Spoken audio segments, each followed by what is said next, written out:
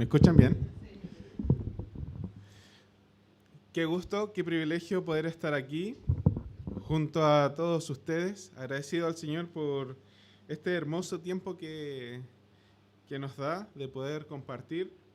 A la mayoría no los conozco, conozco a varias gente de la iglesia, pero de los que están aquí a la mayoría no los conozco. Y para mí es un privilegio ver muchas caras nuevas, ver gente que quiere amar, que quiere servir, que quiere estar con el Señor, y eso ya nos une, eso ya nos crea un lazo, y estoy muy agradecido al Señor por esta oportunidad de verlos y de estar aquí junto a ustedes. Eh, hay un... ¿Está abierto? Sí, por ahí. Hay un PowerPoint que les quiero mostrar un poquito. Empezamos desde el principio. Ahí. Ahí está mi apellido, por si no lo habían entendido, Jaime Huichaquelén. Lo quise poner ahí. No es que me guste poner mi nombre, pero de repente mi apellido es medio complicado. Ya, y les quiero hablar un poquito de mi viaje misionero a Castro. Sé que ustedes conocen o conocerán algunos tipos de misioneros que se van por largo tiempo, por maneras indefinidas, pero o también unos viajes misioneros que son cortitos, de una semana, de los cuales también se apoya por un breve tiempo a la iglesia. Bueno, este viaje misionero no es ninguno de los dos. Es otra forma de apoyar a la iglesia local allá en Castro. Es un viaje misionero por un tiempo extendido. Alrededor, si puedes pasar al siguiente, alrededor de 5 años, más o menos, poder estar allá apoyando y poder realizar algunas de estas tareas. Apoyo al pastor misionero Rigoberto, que es el pastor que está allá, poder enseñar en la iglesia, poder enseñar a nuevos creyentes con discipulados, obviamente, capacitación para varones en especial en el liderazgo, para que puedan ellos quedar y nuevos varones puedan quedarse ayudando al pastor. La idea no es que me devuelva o me vaya a otra parte y quede el pastor de nuevo solo, sino por eso la idea es formar varones responsables, creyentes, maduros en el Señor, que puedan ahí apoyar al pastor. Y por último, un centro de formación teológica en Castro, que también hemos hablado con algunos pastores allá. Está el deseo en el corazón, probablemente no se va a dar este año, pero sí poder apuntar a eso durante este transcurso del viaje. Algunas fotitos de la iglesia que está allá, ese es el logo. Ahí está en una, no se nota muy bien por la luz, pero están en una reunión. Allí son así como ustedes, más o menos en cantidad. Eh, pero el pastor hace todo, así que ahí necesita ayuda. Eh, Siguiente, ahí está la familia del pastor, ahí hay una reunión de damas y ahí hay una actividad con niños y aquí hay una actividad con matrimonios. Se hacen diferentes cosas y el Señor, eh, gracias a Dios, ha hecho crecer la congregación, pero también ha hecho crecer las responsabilidades del pastor. Así que esto, la verdad, estaba en mi corazón hace muchos años, Daniel lo sabe, muchos años, pero también los tiempos del Señor son perfectos. Él me permitió terminar el año pasado, en diciembre, mis estudios, y también coincide con el aumento del número de la iglesia allá en Castro, donde entonces el pastor va a necesitar mucha más ayuda. Así que eso es todo respecto a la... Si quiere puede apagar el proyector. No hay problema. Muy bien. Ya habiendo hecho las introducciones un poquito, yo les quería hablar un poquito sobre...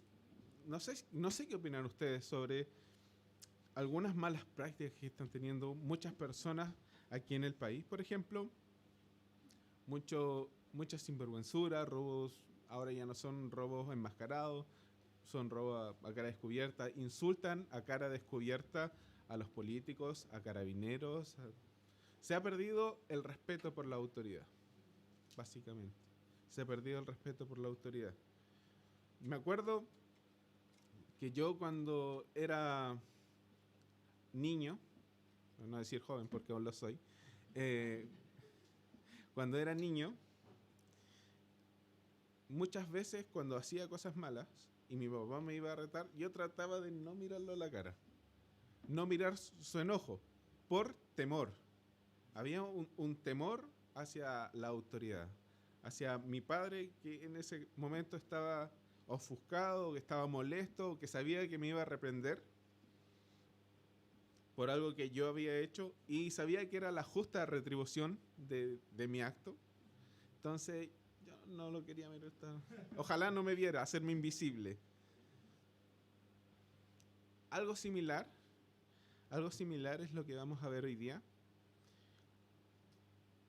Cuando vemos que las personas en general no pueden ver el rostro de Dios. No pueden ver por temor al pecado, por temor, y si lo viesen, serían consumidos por sus pecados. Pero hay un pasaje que es hermoso, que es uno de mis favoritos, que está en 2 de Corintios capítulo 3. Vamos a leer el capítulo 3 entero para que entremos un poquito en contexto, pero nos vamos a centrar desde el 12 al 18. Así que si me acompañan, vamos a leer este capítulo y vamos a estudiar la palabra del Señor.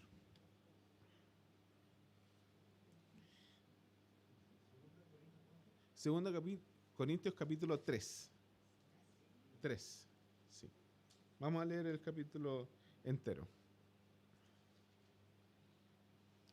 Dice así: ¿comenzamos otra vez a recomendarnos a nosotros mismos? ¿O tenemos necesidad, como algunos, de cartas de recomendación para vosotros o de recomendación de vosotros?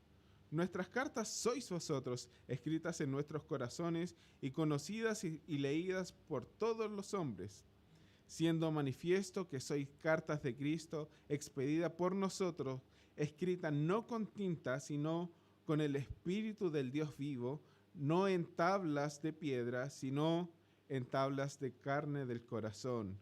Y tal confianza tenemos mediante Cristo para con Dios, no que seamos competentes por nosotros mismos, para pensar algo como de nosotros mismos, sino que nuestra competencia proviene de Dios, el cual asimismo nos hizo ministros competentes de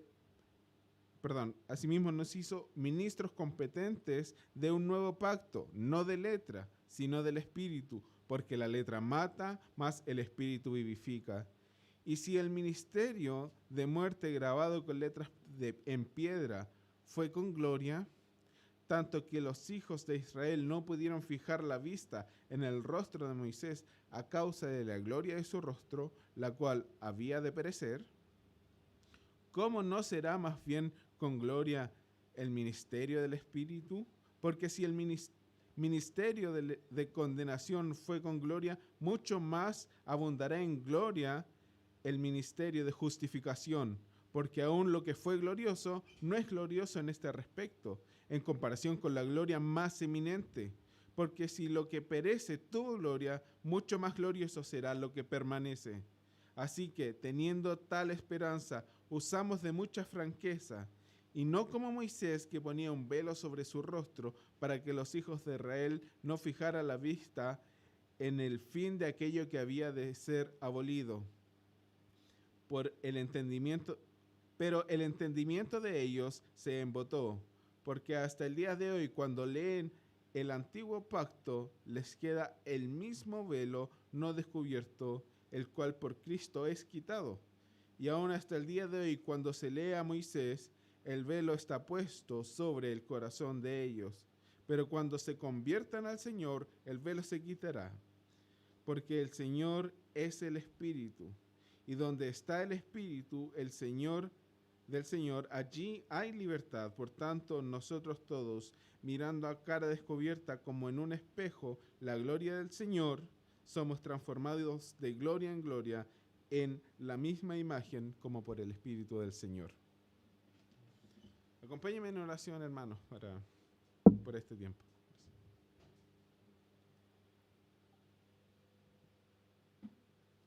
Oremos. Señor, muchas gracias le damos. Gracias personalmente por este tiempo que me da de compartir con mis hermanos, mis amados hermanos en Cristo. Gracias, Señor, por su bondad, por su misericordia y por lo que usted ha hecho en nuestras vidas.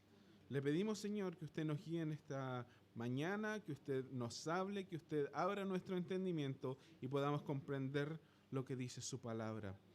No solamente eso, Señor, sino que guíanos con tu Santo Espíritu para poner en obra todo lo que aquí hace. Señor, para tu gloria, para tu honra, para honra, Señor, de su Hijo Jesucristo. En el nombre de Jesús oramos. Amén. Un poquito de... ¿Ya me trajeron una? Bueno, a falta de una, dos. Muchas gracias, son muy amables. Y muy gentiles. ¿En qué iba? El contexto de esta carta estaba hablando un poquito de Pablo, de su autoridad. En 1 Corintios, la iglesia de Corintio en particular está teniendo algunos problemas de doctrina, ¿sí? Algunos problemas de comportamiento. El pastor nos leía recién en 1 Corintios capítulo 11 que tenían problemas también con la cena del Señor, que no respetaban el simbolismo, que no respetaban el hecho de que Jesús haya sido crucificado. Otros problemas, como algunos personas fingiendo o diciendo hablar en lenguas por medio del Espíritu, blasfemaban el nombre del Señor. Entonces, habían problemas serios en esa iglesia y el apóstol Pablo escribe la carta de Primera de los Corintios, estando probablemente en Éfeso, en el tiempo que estuvo allí. Posteriormente, siguieron los problemas. Al parecer, se escribió una segunda carta, que es referida aquí en el capítulo 2 y en el capítulo 7, en Segunda de Corintios, de la cual no tenemos registro. Y allí dice que fue una carta triste, que fue una carta muy severa, que fue una carta de reprensión total. Y luego, al parecer, en 2 Corintios podemos ver que ya habiendo algunos hermanos aceptado y habiendo puesto en sus mentes que el apóstol Pablo era una autoridad de Dios, les empieza a escribir esta carta, pero también habían algunas personas que todavía no confiaban en la autoridad de Pablo, o habían también algunos hermanos, como lo vemos por ejemplo en Gálatas, que estaban disminuyendo el poder de la cruz, disminuyendo el poder del evangelio, diciendo que también era necesario circuncidarse, que también era necesario hacer las obras de la ley, que también era necesario seguir la ley de Moisés. Entonces se escribe esta carta y en el capítulo 1, 2, presentaciones, Pablo empieza a hablar de sí, de su ministerio, de que el Señor lo llamó, y en el capítulo 3, como leímos recién, empieza diciendo que ellos mismos son la carta de presentación del apóstol Pablo, que el ministerio que Dios le permitió hacer en Corinto, las vidas transformadas que Dios puso allí en la iglesia de Corinto, son el reflejo de la obra de Dios por medio, en este caso, del apóstol Pablo. Y les dice que ustedes son ministros de un nuevo pacto. Y si hablamos de un nuevo pacto, entonces tenemos que hablar de un antiguo pacto, ¿cierto? Y si hablamos de un antiguo pacto, ¿a dónde tenemos que irnos? Al Antiguo Testamento, al antiguo pacto. Acompáñenme primero en el versículo 12 a leer el siguiente, porque el Señor nos empieza aquí en esta parte de este capítulo a decir que debemos tener confianza en el nuevo pacto, en el pacto que tenemos con Dios. ¿Ya? Miren lo que dice: así que teniendo tal esperanza. ¿Cuál es esa esperanza? El pacto que tenemos, o el nuevo pacto que tenemos con Jesús, es decir, la redención por medio de Jesús. Teniendo tal esperanza,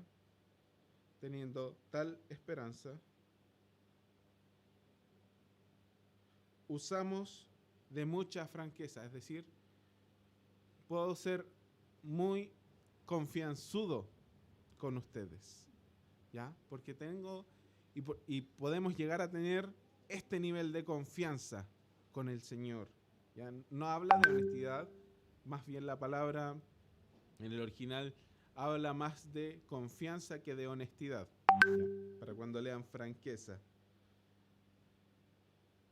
Puedo ser franco, puedo tener confianza en este nuevo pacto. Primero porque es un pacto de Dios y Dios no quebranta sus pactos. Segundo porque es un pacto incondicional. Es decir, Dios juró por sí mismo, Dios no juró por otra persona, Dios no está pidiendo algo a cambio de tu parte, sino Él va a cumplir su pacto porque Él quiere, porque así lo estableció. Y no hay más. Este nuevo pacto lo podemos encontrar, en primer lugar, prometido en Jeremías capítulo 31, desde el versículo 31 al 34. Si gustan, me acompañan.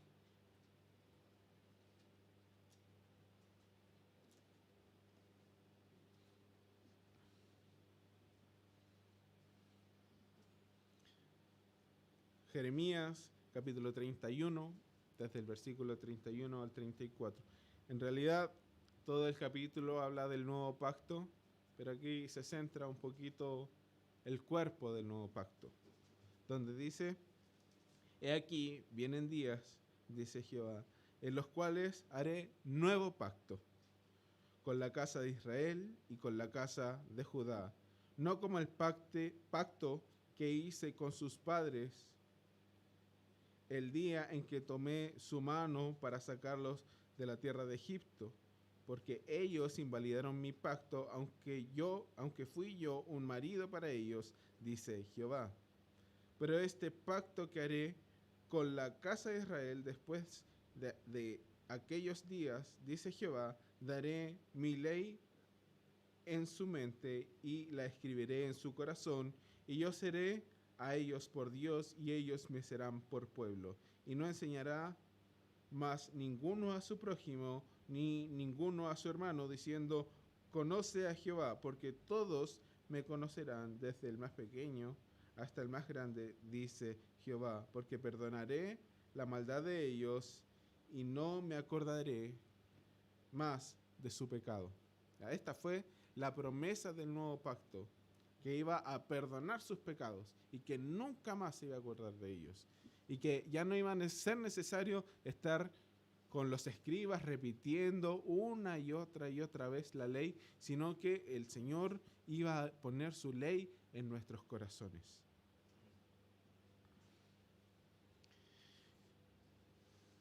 Y también, por otra parte, tenemos cuándo se instauró este nuevo pacto. Uno de los pasajes que muestra cuando se instauró es 1 Corintios capítulo 11, pero eso hace referencia a otros pasajes en el Nuevo Testamento, como por ejemplo Mateo capítulo 26, desde el versículo 26 al versículo 29, donde Jesús instaura el pacto. Y en esta oportunidad, permítanme leerles en el capítulo 26 de Mateo, donde Jesús dice: y mientras comían, tomó Jesús el pan y bendijo y lo partió y dio a sus discípulos y dijo: tomad, comed, esto es mi cuerpo. Y tomando la copa y habiendo dado gracias, les dio, diciendo: bebed de ella todos, porque esta es mi sangre del nuevo pacto, que por muchos es derramada para remisión de los pecados. Y os digo que desde ahora no beberé más de este fruto de la vid hasta aquel día en que la beba de nuevo con vosotros en el reino de mi Padre. Lo que hablaba el pastor hace poquito, ¿cierto? Tenemos el privilegio de celebrar esta cena del Señor, pero debemos recordar, debemos estar atentos a que esto nos recuerda un pacto que tenemos con Dios. Es un pacto que Dios, por su gracia, por su misericordia, por su sola voluntad, quiso hacer con nosotros. No es algo que hayamos cumplido ciertos requisitos, no es algo que nosotros nos hayamos esforzado, fue Dios. Dios instauró un pacto. Y permítame recordarle o comentarle qué es un pacto en la Biblia. Es algo sumamente serio. Es un contrato solemne. Es un acuerdo que no puede quebrantarse. Es un pacto.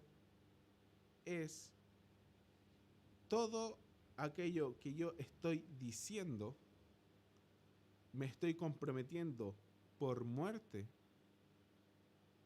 a cumplirlo. Por muerte a cumplirlo. Un ejemplo de ello podemos verlo, lo pueden ver ustedes después, en Génesis capítulo 15. Cuando se instaura la palabra pacto, el pacto que Dios hizo con con Abraham. Dios le pide que parta los animales de uno a cada lado, y por último 2 aves, una en cada lado. Literalmente la palabra pacto en hebreo es partir el sacrificio. Ese es el significado de la palabra pacto, partir el sacrificio. Es decir, la palabra pacto en sí tiene la solemnidad tal de que implica siempre muerte, que implica siempre sangre.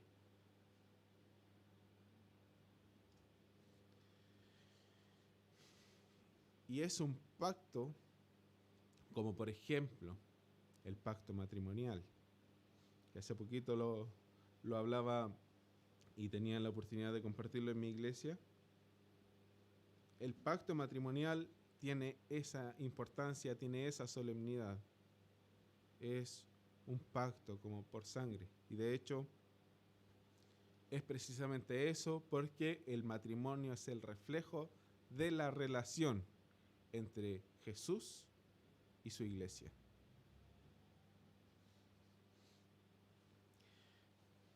Y este pacto que se instauró aquí en Mateo capítulo 26 es mejor porque ya no depende de nosotros, ya no depende de lo que podamos hacer, sino dependía solo de Cristo y de la sangre de Cristo y del cuerpo de Cristo que fue crucificado y que resucitó al tercer día. Solo dependía de Cristo. Entonces, cuando empezamos a preguntarnos y decir livianamente, mi relación con mi iglesia, mi relación con el Señor, mi relación con el pecado, debemos tomar en cuenta siempre que hay un pacto que costó sangre y que tenemos tal confianza en ese pacto que no dudamos que Dios va a cumplir ese pacto, que no dudamos que Dios, como juró por sí mismo, así como juró con Abraham, juró por sí mismo en Jesús este nuevo pacto.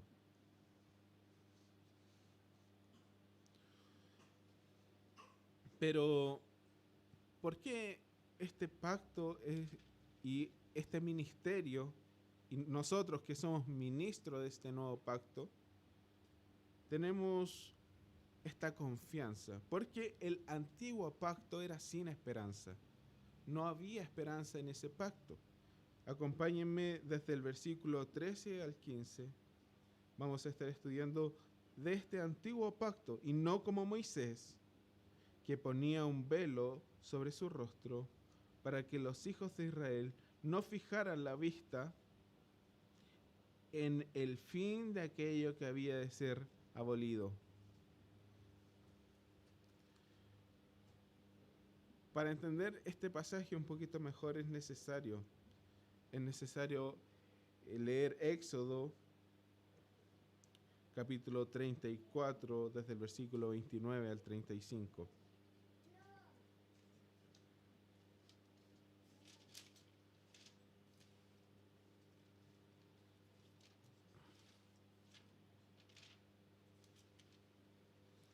Capítulo 34 de Éxodo, versículo 29 al 35. Cuando Moisés fue en busca de las tablas de la ley, cuando Dios le dijo que fuera a buscar las tablas de la ley,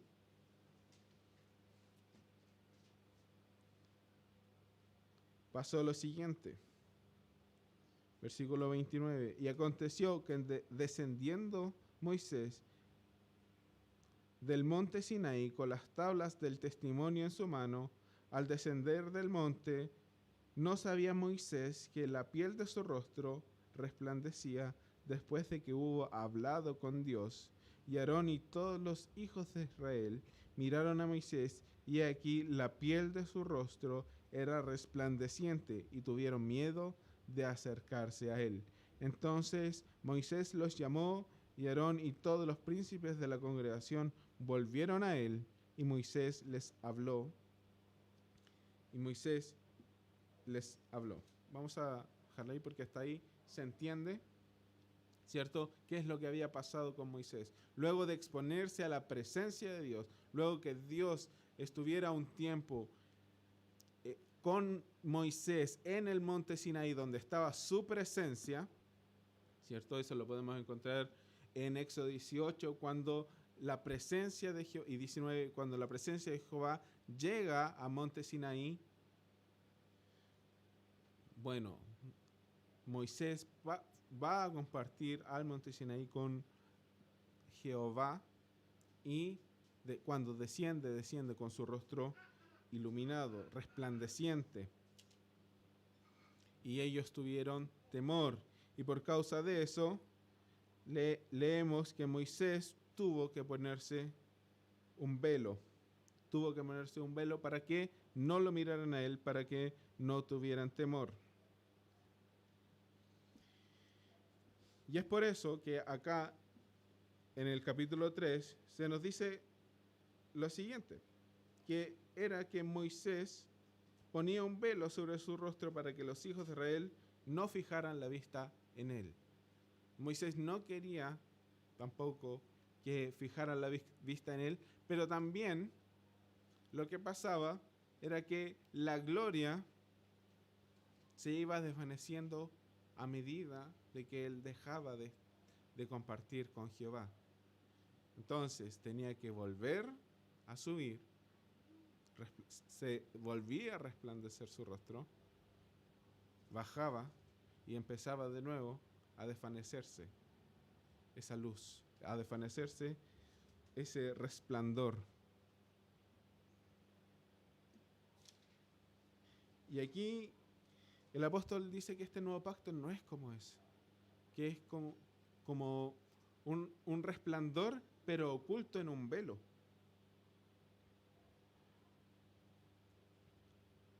Para los hijos de Israel no fijaran la vista en aquello que había de ser abolido, ¿ya? Y eso es lo importante acá.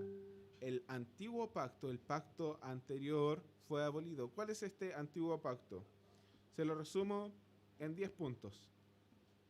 Bueno, son más o menos 600 y tantas leyes, se calcula, pero se lo resumo en 10 puntos. El primero es, ¿no se lo sabe? Los 10 mandamientos. Ah, sí. Los 10 mandamientos, ahí está el resumen de la ley. Y aquí, en esta nueva ley que se resume en los 10 mandamientos, ¿cierto? Más orden en los sacrificios, orden social, etcétera. Vemos que son pactos que son para muerte. Es un pacto que va a reflejar que nadie puede cumplir esa ley. Por eso, más atrás, cuando leímos, el apóstol nos dijo en el versículo 6, el cual asimismo nos hizo ministros competentes de un nuevo pacto, no de letra, es decir, no de la ley, no con leyes, no de la letra, sino del Espíritu. ¿Ya? Es una ley que el Espíritu, como dice la profecía, trae a nosotros. Porque la letra o la ley mata, más el Espíritu vivifica. Esto queda un poquito más claro cuando ustedes van a Gálatas, y en Gálatas ustedes pueden ver que la ley fue un ayo, que la ley fue un maestro para enseñarnos a nosotros y mirarnos a nosotros y decir, yo no puedo cumplir la ley. Yo, con mis fuerzas, por mis medios, no puedo cumplir la ley.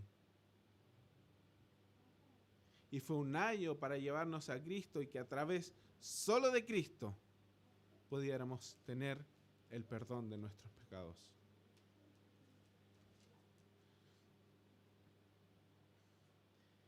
En Éxodo capítulo 19, desde el versículo 3 al 8, vemos cómo se establece este pacto entre Moisés, entre el pueblo, a través de Moisés, que era el portavoz del pueblo y el portavoz de Jehová.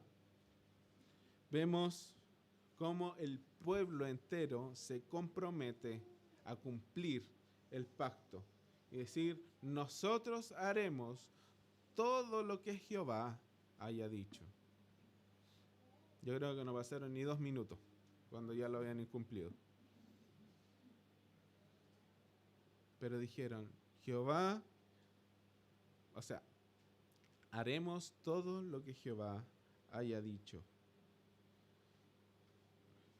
Y en el versículo 14 dice, pero el entendimiento de ellos se embotó, es decir, se entenebreció. Un velo. Seguimos recordando esta misma imagen. Porque hasta el día de hoy, cuando leen el antiguo pacto, les queda el mismo velo no descubierto, el cual por Cristo es quitado. Lo dice también Pablo en 1 Corintios capítulo 2, que es el Señor quien nos quita el velo. Es Él, por medio del Espíritu Santo, que podemos entender su palabra. Que solamente por medio de Él, que no hay forma de entender la palabra de Dios si no es por el Espíritu de Dios. Por eso, una vez más, tenemos confianza en este nuevo pacto. Y no en el antiguo pacto que no tiene esperanza, sino más bien nos lleva y nos guía hacia Cristo. Y nos muestra que realmente merecemos la condenación.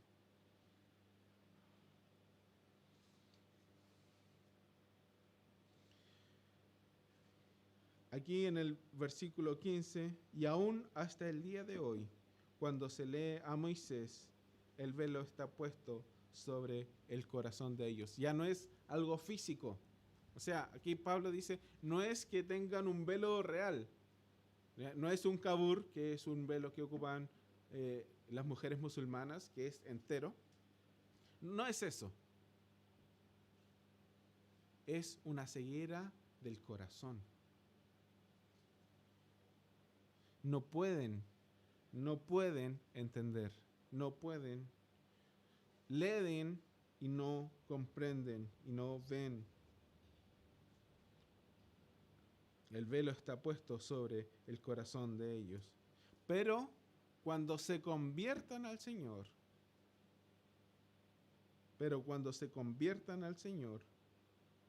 el velo se quitará. Porque el Señor es el Espíritu. Una vez más, la estrecha relación que hay entre Jesús y su Espíritu. Entre el Espíritu Jesús, que nosotros también llamamos Espíritu Santo, o el Espíritu de Dios, o el Rawá, como usted quiera llamarle. Pero es el Espíritu de Dios, una de las tres personas de la Trinidad.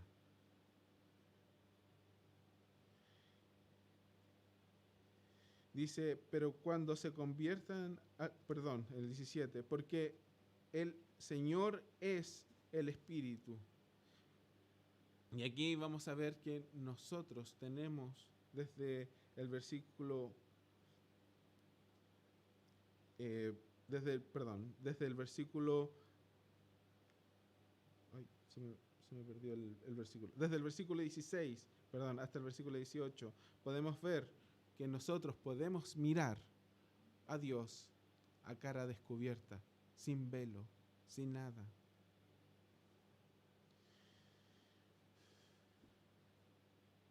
Dice el versículo 16, pero cuando se conviertan al Señor, el velo se quitará, porque el Señor es el Espíritu, y donde está el Espíritu del Señor, allí hay libertad. Por tanto, nosotros todos, mirando a cara descubierta, como en un espejo, la gloria del Señor, somos transformados de gloria en gloria en la misma imagen, como por el Espíritu del Señor. Es decir, está nuevamente apuntando a lo que pasó con Moisés en esta oportunidad. Vemos que en Éxodo capítulo 19, desde el 20 al 22, cuando Jehová desciende, le dice al pueblo, no pasen de las barreras que pusimos, porque ciertamente el animal o la persona que pase va a morir por la gloria de Dios. Por la gloria de Dios. En Éxodo capítulo 33, desde el versículo 12 al 23, Moisés, hablando con Dios, hablando con Jehová, le dice, Señor, muéstrame tu rostro. Y el Señor le dice, no será posible, pero podrás ver mi espalda. Eso lo pueden encontrar, como le dije, en Éxodo 33, del versículo 12 al 23. Moisés no pudo ver el rostro del Señor, simplemente vio su espalda, lo vio alejarse. Y es esta la comparación que quiere hacer Pablo cuando le dice, nosotros todos mirando a cara descubierta, como en un espejo, la gloria del Señor. Mirando a cara descubierta, ya no hay vergüenza, ya no hay temor por mi pecado. ¿Sabe por qué? ¿Sabe por qué ya no tengo temor? ¿Sabe por qué ya no hay temor de entrar a la presencia del Señor? No porque usted haya dejado de pecar, no porque usted haya cumplido un par de días algunos mandamientos, sino porque Cristo tuvo un quebrantamiento de su cuerpo, sino porque Cristo derramó toda su sangre en la cruz. Por eso cuando hoy celebramos la cena del Señor y partimos el pan, hacemos referencia a que el cuerpo del Señor se partió para yo poder ver a Dios cara a cara. Cuando tomamos el fruto de la vid y entendemos que esas uvas fueron aplastadas, fueron molidas hasta que le salió todo el jugo, hace referencia a que Jesús derramó toda su sangre en la cruz por tu pecado, por mi pecado. Y Cuando entendemos eso, podemos entender que podemos mirar a cara descubierta porque Dios no nos ve con pecado, porque el pecado fue pagado en la cruz. El pecado fue pagado en la cruz. Y nosotros tenemos total confianza, total libertad para entrar a la presencia del Señor, para mirarlo cara a cara y no perecer. Y no perecer. Muchas veces, cuando era niño, un adolescente también, y escuchaba las historias bíblicas, y escuchaba las hazañas de Moisés, cómo abrió el mar, cómo guió al pueblo, cómo estuvo en el monte Sinaí con Dios. Yo decía, qué bacán, qué genial poder haber sido Moisés y estar ahí con Dios. Podemos decir hoy que cada uno de ustedes, de los que creyeron en Jesús, está mejor que Moisés, porque su contrato, su pacto, fue revisado, dijo, este pacto no sirve, lo vamos a abolir, vamos a hacer un nuevo pacto donde usted no tiene que hacer nada, donde Jesús lo hizo todo, y ahora usted puede estar mucho mejor que Moisés. Usted puede mirar a cara descubierta al Señor todos los días. Usted tiene a Dios en su ser todos los días. Todos los días.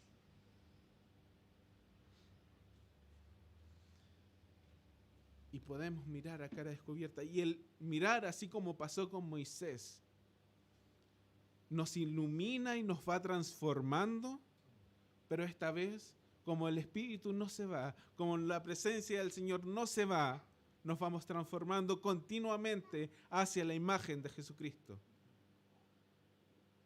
No nos transformamos, ya no desvanece esa luz, ya no se va a apagar en un tiempo. Permanente. El Espíritu de Dios actúa permanentemente en nosotros.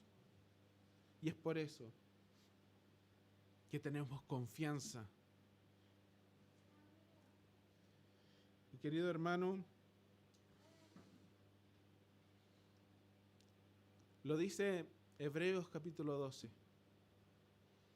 En Hebreos, que es un libro muy interesante y se profundiza mucho sobre el nuevo pacto y por qué es un mejor pacto.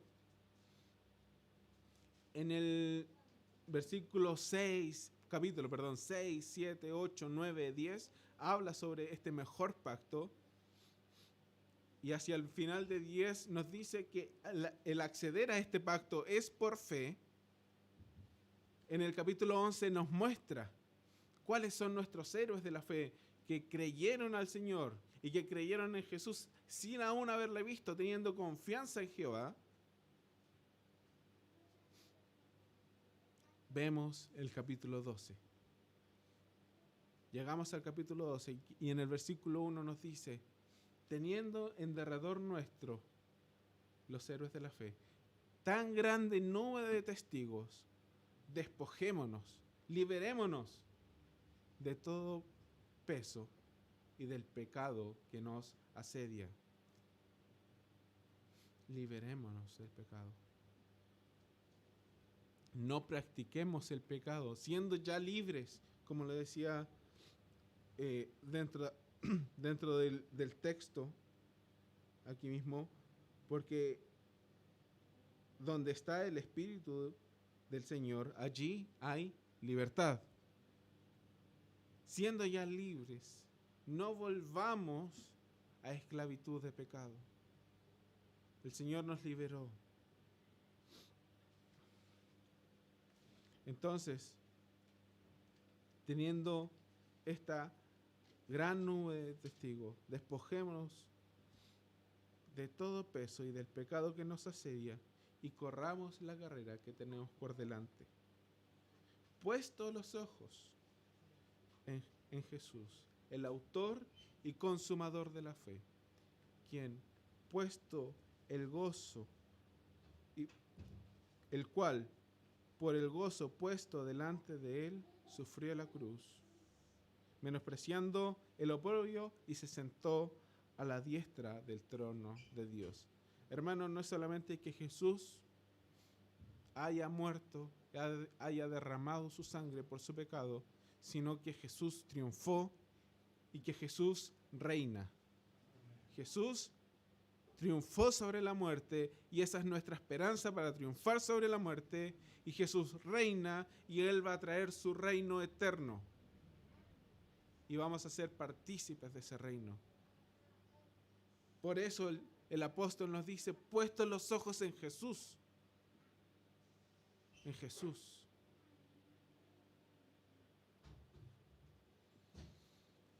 Porque solo mirándolo a Él vamos a ser transformados. A medida que usted va a pasar más tiempo con Dios, en su Biblia, meditando, en oración, usted se va a parecer más a Cristo. Si usted no hace estas cosas, querido hermano, déjeme decirle que usted no va a parecer un cristiano. No va a parecer un cristiano. Y va a estar deshonrando el pacto que Dios hizo con usted. Por eso, hermano, le invito, piense, considere a Cristo, porque Cristo lo hizo todo por usted. Todo por usted. Oremos, hermanos. Señor, nosotros simplemente cerramos los ojos para concentrarnos, pero sabemos que tú estás aquí con nosotros y que podemos mirarte a cara descubierta. Y te damos las gracias, Señor, porque tu amor nos inunda y nos llena, y te damos las gracias porque tú has obrado en nuestro favor, porque tú, Señor, sacrificaste a tu Hijo Jesús por nosotros. Y que tenemos hoy esperanza en un reino eterno, en la vida eterna, solamente a través de Jesús. Y gracias, Señor, por esa esperanza. Gracias, Señor, por ese amor. Gracias, Señor, por su bondad, por su misericordia, por estar aquí reunidos como hermanos celebrando a Jesús, celebrando que Él triunfó sobre la muerte y que le esperamos ansioso de que su reino venga y se establezca en esta tierra. Señor, rogamos que usted nos bendiga, que usted nos ayude y nos guíe en el nombre de Jesús. Amén.